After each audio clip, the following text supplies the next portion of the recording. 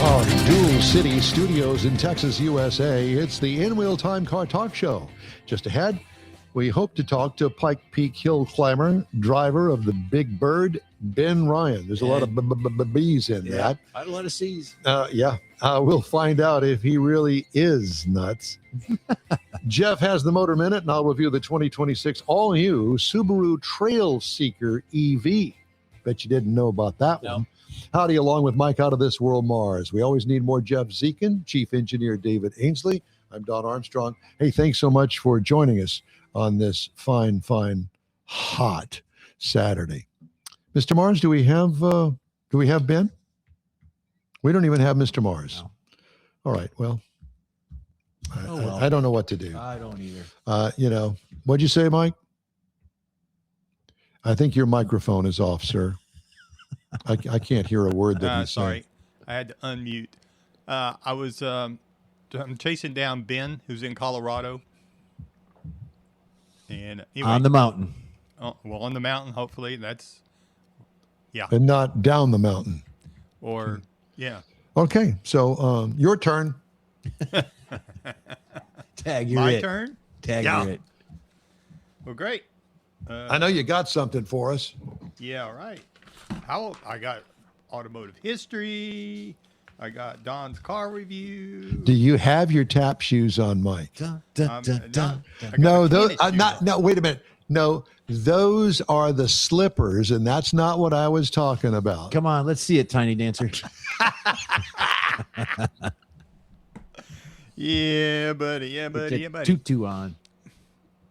So we'll let you go ahead and track him down. I think that what you're talking about is just what we were talking about, and that is the fact that these cars with their always connected policies now. Mine's CarPlay.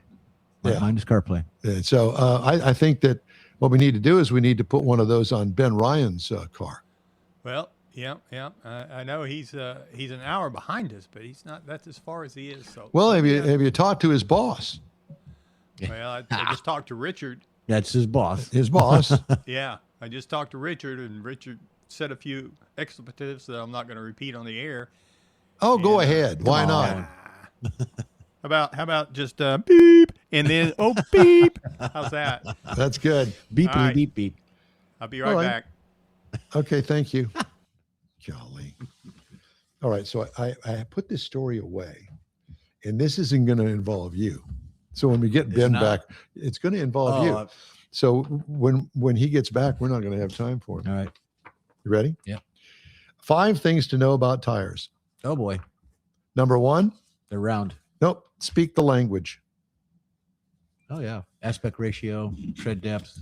Codes on Tread block. passenger car tire sidewall. Might as well be Egyptian hieroglyphics. Yeah. But you know how to define those. So talk to us. Let's see. There's a DOT. You want to start over here? Treadwear. Excuse me. I can't see. Over here. We have Ben's. No, the treadwear traction, the temperature gauge, grades. That actually is being revised. There was an article that they're changing that, but they don't know how to do it to make it more easy speak, not lawyer language, but there he is right there. But easier to understand for the consumer. Okay, we're going to continue this. Absolutely. All right. Ben. All right. Ben, are you with us? Yes, I am. How you guys doing? Where in the hell have you been, Ben? Sorry, I'm slacking this morning. Yeah, I'll say. Listen, we go by the clock, buddy. You can't be late. Yeah, you got to be on Texas time. Yeah.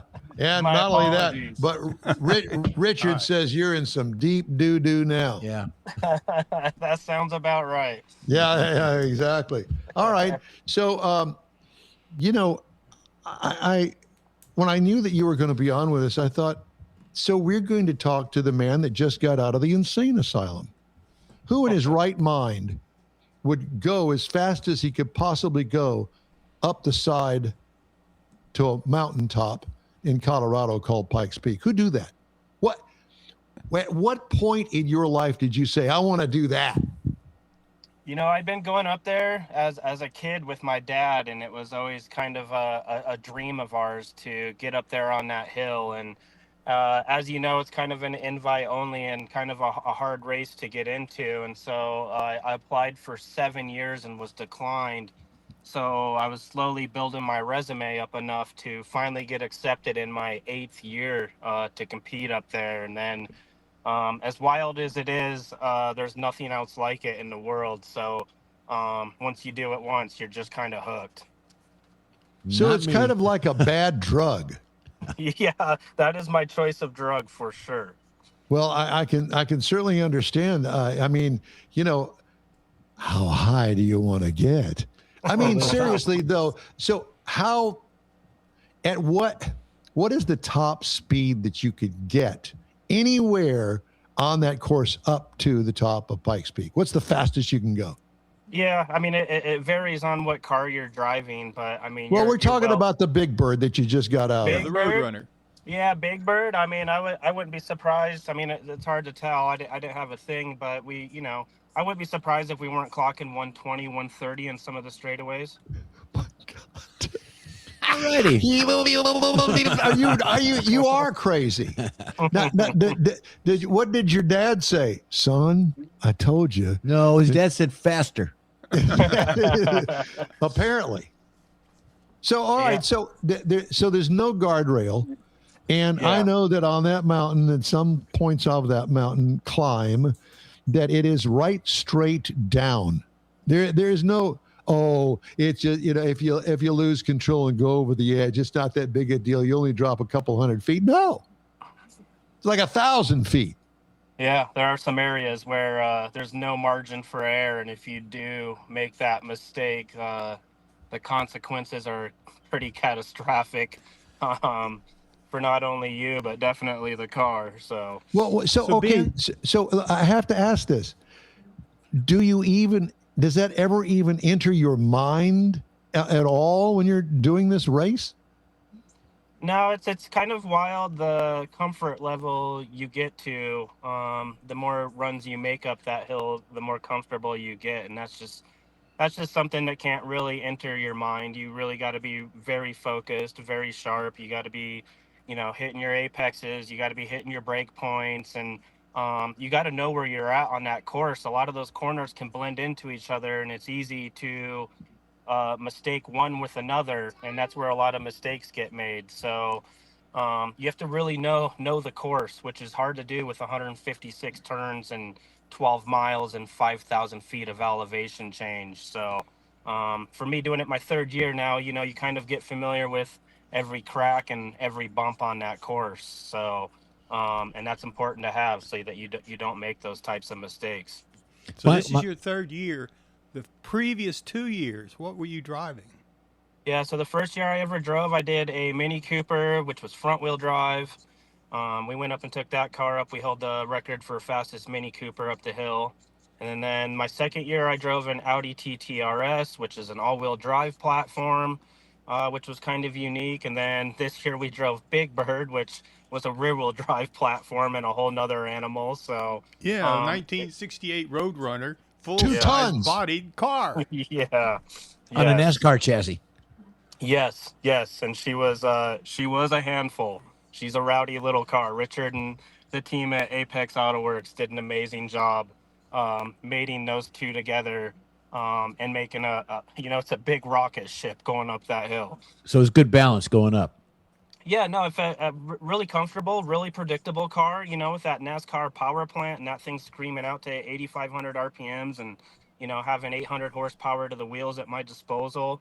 It was a fun car. We had teamed up with Kumo Tire this year, and we were working with them on developing a tire, and that was a lot of fun working with them. So really, it was just throwing that car around. It kind of brought back to more of the dirt driving style, swinging that rear end around to get it to pivot around those tight corners, and then the high speed stuff. That car stayed extremely planted, and gave us the ability to have a really good fun run up that hill. So, in looking at it, what do you do to prepare? Are you a runner? Do you do any kind of like other athletic things to get in shape for the altitude change and tossing that Big Bird around up those hills? What do you do to prepare for this personally?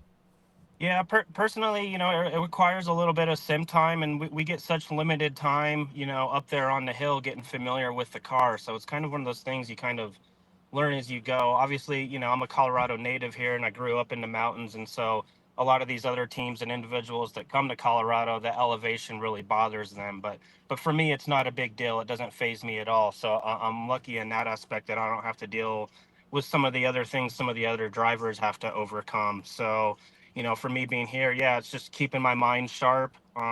And yeah, we like to stay in shape with things because, I mean, at the end of that run, my arms and everything was pretty toast. That was a pretty intense run going up there with the concentration level and the physicality behind driving a car like that up the mountain. Are How you a full-time racer?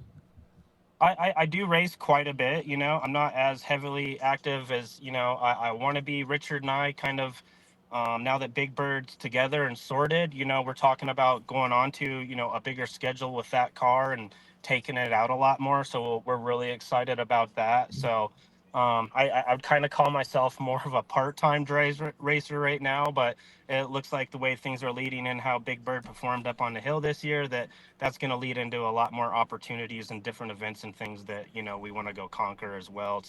We're not just focused on a hill climb. That's a big part of it, but we want to go out there and start checking some boxes at some of these other events. so the run up the hill you were just talking about? How long was that? How long did it take you to make that run up the hill? Yeah, Big Bird did a 12-minute time up the hill this year, which I feel is pretty remarkable for that car and our first time out in it and what it did. Obviously with a new car, doesn't matter what kind of car it is. You're gonna have growing pains, especially when the crazy the crazy build Richard ended up doing, putting a Road Runner body over a NASCAR, which is kind of unheard of. It was a pretty remarkable feat. So I think we definitely laid down, a respectable time. Was there a lot of time left in that run? There was, but we also decided that we were going to go up there and kind of put a fan on for the shows. So we sacrificed a little bit of our time, doing some cool burnouts and drifting some corners and, just having fun and bringing back that old school muscle back up to Pikes Peak. It's been a category that's been gone for so long. And so a lot of people could really relate to this car from the early history of the hill climb and seeing a car like that up there. So it was a really unique opportunity. And, next year we're really excited to get back and really get after it. What did the tire company take away from this? Yeah, we helped him with a lot of tire development. Obviously, Big Bird being as big of a car it was, our tires kind of wore and did things differently than a lot of other teams. And just overall, the power we had in my driving style is kind of unique to going up there. So we did a lot of research with them. We were on a 200 tread wear tire this year. So grip was, questionable at times. And you were always walking that fine line of where your grip level was at with that. So they're talking about taking what we learned from this and the data and carrying it over and bringing a slick out there next year for us, which, Wow. I mean, I think that'll be a huge deal for that car going up the hill, having A 12 some miles proper on grip. 12 miles on a pair of slicks. Yeah. Yeah. Well, he said it's 12,000 feet in 12 minutes. You said he had a 12-minute run? And it's Yeah, we did a elevation? 12-minute run. We start at 9,000 feet and we finish at about 14,200 feet. So you're climbing 5,000 feet of elevation over a course of 156 turns in about 12 minutes. So In 12 minutes, yeah. That's pretty quick in my book.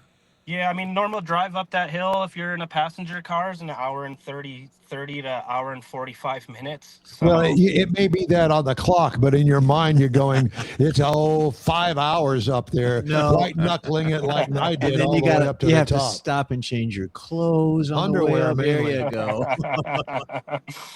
Yeah, you have a couple of those moments going up that hill. I think as drivers, we all do. It's just so unpredictable, and the mountain changes so fastly. It can get cold overnight, and the dirt underneath the road, like a bump, might not be there one day, and the next day you go run that same line, and there's a bump there all of a sudden. So that's what makes it so unique. Do team owners actually reach out to you because they're looking for a driver like Richard did, apparently? Yeah, well, Richard and I, we have a unique relationship. We met up on the hill climb my first year I was racing, and then we were talking one day about he asked me if there's any car I could ever build to go up the hill, and Ironically, I said a 1968 Plymouth Road Runner because it was the first car my dad and I had built. And the first year I got accepted for the race, I had my dad set to fly out to watch us fulfill our dream. And the Friday before the race, my dad unfortunately passed away to cancer and never got to come up and see me race. So, and then obviously the ties with Richard and his dad having this car in their family, it being their first kind of car. And so him having one is what triggered all this after that conversation one day up on the hill. And, you know, we got this wild idea. Let's take a drag car and go do 156 turns and go run Pikes Peak. So that's what we did. Richard and them, you know, over there at Apex Auto Works pulled off an incredible feat in the timeline we had getting that car together so that we could run that thing up the hill. So now what's next for you, Ryder? We're kind of running out of time here. What's next for you?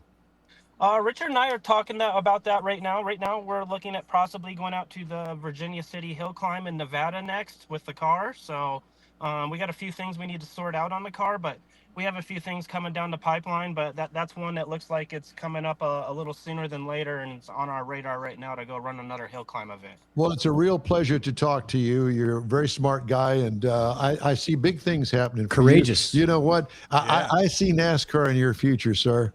And I know, laugh if you will, but you know, you've got the gift of gab and you know how to do it and you do it well. Thanks so much for joining us today. We appreciate you.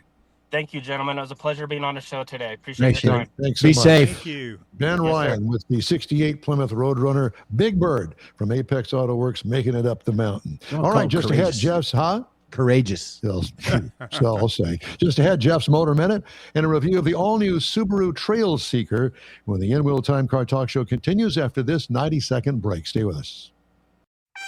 The Tex-Mex dining experience is defined by Loopy Tortilla, your destination for Texas's best beef fajitas and frozen margaritas. Since 1983, Loopy Tortilla has served authentic and time-tested recipes made with the freshest ingredients. Atmosphere is part of the award-winning experience at Loopy Tortilla, all developed in a little house near Highway 6 and I-10 in Houston. Visit any of the Loopy Tortillas and you'll see the same attention to detail in each and every location. Start your Loopy experience with queso flamiado and guacamole, along with a classic frozen margarita. Dine on famous Loopy beef and chicken fajitas or pepper shrimp brochette, or a fish or vegetarian entree, and finish with a scrumptious flan for dessert. Find Loopy Tortilla in Houston, College Station, Beaumont, Austin, San Antonio, and Dallas-Fort Worth. There's a Texas location near you. The recipes are authentic and time-tested. The ingredients always fresh. Loopy Tortilla. Eats pretty good. Apple or Android, In-Wheel Time podcast can be found everywhere, on the stream and through downloads. Whether you're on the road or at home and searching for a fun car talk show, give In-Wheel Time a try. Honest new car reviews, fun, informative interviews with real car people, weekly automotive news, features like Jeff's Car Culture, Mike's Driving Destinations, all on In-Wheel Time. Check us out on SiriusXM Podcasts, iHeartRadio, or while you're shopping on Amazon through Amazon Music. InWheelTime.com has a list, so check us out. Join us for the live version of the In-Wheel Time Car Talk Show every Saturday at our regular time, 10 to noon Central on InWheelTime.com, YouTube, and Facebook. Or you can always grab a 30-minute podcast of our show from your favorite podcast store. It's free and absolutely wonderful. Time now for the Motor Minute. Jeffrey? Yeah, this is amazing because it's going to kind of bleed into your recalls. But Ford just went from recall nightmare to America's highest quality car brand. After years of battling a reputation marred by record-setting vehicle recalls, Ford Motor Company has officially secured gold standard in automotive reliability, according to the newly released 2026 U.S. Initial Quality Standards by J.D. Power. Now, this article, what happened there? Don't worry about this article. It talks about the J.D. Power methodology. They took 100 vehicles the first 90 days of ownership, and there were no problems to secure any other award. But they go through these things. The Blue Oval comeback story. How did an automaker that recalled over 20 million vehicles between April of 2025 and April of 2026 manage such a dramatic reversal? Well, it's all in the numbers, and that's all how they report the numbers, the successful awareness and all this good stuff that they're talking about, the lag indicators and generations of Fords. So the article to me was deceiving, but J.D. Powers does those kind of things. You kind of have to pay to play. right after that article I read and did all the things about it, there was another one that says Ford recalls continue to cripple the brand. It was the next article. And There look at it this. is. There it is. So they're talking 1.2 million vehicles this year, including 255,000 Focus models. Dude. Failed to fix and all that. So the articles that you read about these things, they go either way, and it depends on who writes them, and it depends on who they're about. Yeah. And how much money they're getting from other people to or do how much they whatever. paid to get the award. Yeah. It's kind of like a survey. Ask the question to elicit the answer you want. Yeah. Yeah. Well, it's like we had this person on, I don't know, a couple of years ago on our show, and it was basically a run down the list of all of the popular cars and what you think of them, Mm-hmm. what she thought of them. Yeah. Nobody else Yep. was questioned. Yep. It's just what she thought of them. Mm-hmm. I was hot. Well, JD Powers is you have them do a survey, or whatever survey company, Survey Monkey does these things, and they get all this data and they combine all the data and they say, we have the data. Okay, can I have it? Sure. Here's the bill for the data, and you have to pay to get your data. So, and then you get your award. So it's a pay to play. That's right. Yeah. It's kind of like all the kids playing soccer. Everybody gets a blue ribbon. Yeah. Or you go into a hotel and you see all these little JD Power trophies on the counter. It's a pay to play. They didn't earn those. They paid for them. Yeah. Well, That's my little beef. there's that. Time now for this hour's car review. I had the opportunity to drive the all-new 2026 Subaru Trail Seeker. You're going, what? It's all brand new. It's built in Japan, and it comes in these 3 trim levels: premium, limited, and touring. I had the premium, entry level, all-wheel drive. This is a mid-size electric vehicle. 2 rows of seating for 5 passengers, including the driver. Exterior changes, obviously. It's all new for 2026. Body shape is great. Bulging fenders give it an off-road look. Black plastic wheel openings add to the boldness, but they also edge into the front bumper. I'm not really too keen on that, but it's one of those things that some people just, that makes no difference to me. Or other people will say, oh, it's not too bad. It doesn't appeal to me, but whatever. Rear lighting runs across the complete hatch into the rear fenders, which is kind of cool. It does have a taller stance than a regular Subaru, and it is noticeable. What I liked about it, the overall design is spot on. Again, what could use improvement? Front wheel opening, black plastic incorporated now into part of the front fascia. It, to me, overwhelms the side view of it, if I'm going to be picky. And I am. Interior highlights: 2 screens. 1 for instruments is too far from the driver, in my opinion, and too small. Needs to be bigger. Infotainment screen is big, and it works well with the tech borrowed from Toyota, of all things. Dual phone chargers next to each other up underneath the dash and the center console. Now, let me just say this about that. If you have to have 2 of them charging at the same time, couldn't you put one on a plug and save the space for something else? One lay down phone charger is one, whatever the case may be. Seating is comfortable. The second row legroom can be a little tight, but it's not that big of a deal, because what it does, it leads to a huge cargo area, up to 74 cubic feet back there when you put the second seat down.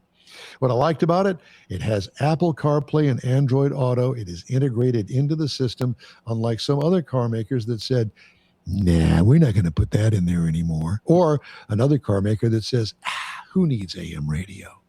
Uh-oh. Boo. What could use improvement? Few knobs and or switches instead of screen controls would be nice for the major components in it. HVAC, radio, those sorts of things. Now, this is a 2-motor, 375 horsepower, all electric, with a range of 281 miles. That doesn't seem like a lot, and it really isn't in comparison to some of the other vehicles out there. But when you buy one of these, you're going to buy it for its purpose. You like the way it looks. You like the all-wheel drive. You like the electric part of it, and you'll deal with the 281 miles of range that it gives you. Tows up to 3,500 pounds. Miles per gallon. Well, there's none of that. But my 40-mile commute to work used 12% of its full charge, That's if not that gives bad, you is an it? idea. I mean, is that good? Average? Average? 12%. Well, the batteries aren't that big, so Yeah. it is what it is. But I think your purpose-driven is good too. Yeah. And the fact that, if you do it the right way, you get to work, you plug it in, it's full at the end of the day when you're ready to come home. Same thing when you get home, you plug it in. There's a lot of plugging. And if you're into that sort of thing and it doesn't bother you, good for you. What I liked about it, the power, plenty of it. What could use improvement? How about a hybrid option? Yeah. Just you're saying. plugging, yeah. Is there such a thing? I don't know. Can you take an all-electric vehicle and make it a gasoline hybrid? I don't know. But I like the body style. I like the way it looks. I like it overall. Ride and handling. Ride is excellent. What could use improvement? Didn't take it off-road, but expect there are some limitations to it. But who's to say? I mean, I'm not an off-road expert, so don't ask me. Base trim price on this, $41,445. Price is tested $41,840. Base model price, $39,995. Competitors, the Hyundai Ioniq 5 is $35,000. Okay. Tesla Model Y, $39,900. And Mustang Mach-E, I was kind of surprised at this, $37,795 is the entry level. It's right in the middle there. Yeah. But you know what you get with the Tesla. And you don't really know, future with this one. I don't know anybody that owns a Mustang Mach-E.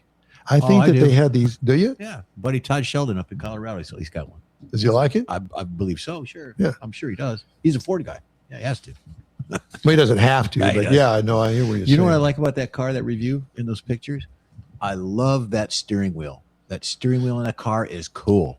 That kind of squared off. Yeah, flat Try- top, flat bottom. That seems to be the I trend know. these days. I was thinking, what you're doing, I was like, how do I get one of those? Hey, we could retrofit it in your Buick. I can do it. I know. Yes, you can. can do Let's it. see, a crowbar and a I hammer. know. It's all we need. Nah, you just need a couple of pipe and maybe a wrench. Something You like get that. it, yeah. Coming up next week, I'm going to review the Jeep Grand Cherokee. Mr. Mars, Right. I know that you're looking forward to that. Has probably one of the most beautiful interiors ever known to man. Wow. So stay tuned for that. All right. Mr. Mars, are you in a trance over there? He is. You're just kind of looking off in the distance. Well, Is my thought process resonating with you? No, I was listening No. to particularly what you were talking about, maybe making a hybrid out of it. And I thought that would be interesting. I can visualize if it's two motors, they're on the rear wheels. You talk about a pain to do, but they could probably do it. They can do what they want to do. Richard could do it. Yeah, we'll get Richard to do it. That's it. There you go. Mikey will eat it. Yeah, yeah. That's the next Richard will do project it. down at Apex There you Auto go. Works. Hey, if you'd like to get in touch with us, send us an email. The address is info@nwheeltime.com. We're back after this quick break. Stay with us. Your car is a direct reflection of you, so don't be satisfied with color fade or a dingy, dull appearance. Get rid of those terrible automated car wash scratches. Gulf Coast Auto Shield is your Save the Paint company. John Gray and his team of detailing experts can help your car's finish without a full repaint. Searching for real experts in window tint or windshield protection? Gulf Coast Auto Shield. Dash cams, radar detectors, Gulf Coast Auto Shield. Got a new car? Get it protected as soon as you take delivery. If you don't know which of the multitude of protection products to go with, John Gray will give you an honest opinion and won't sell you something you don't need. John will help you understand the many options and pricing right on the spot. He's your guy to have your ride looking its best and protected too. See the state-of-the-art shop yourself. Free tours anytime. Gulf Coast Auto Shield is easy to get to, located just south of the Southwest Freeway on the Sam Houston Parkway. Gulf Coast Auto Shield, full-service luxury car care today and online at gcautoshield.com. Gift giving should be meaningful, and we have an idea. a hand-painted custom illustration of your car from one of the nation's leading artists. Now you can get one or a car show poster customized for you, a friend, or a loved one. Bill's sites will be happy to guide you through the process. No matter what the day, birthday, anniversary, or any day, an Autographics custom illustration adds an extra touch of class to any home.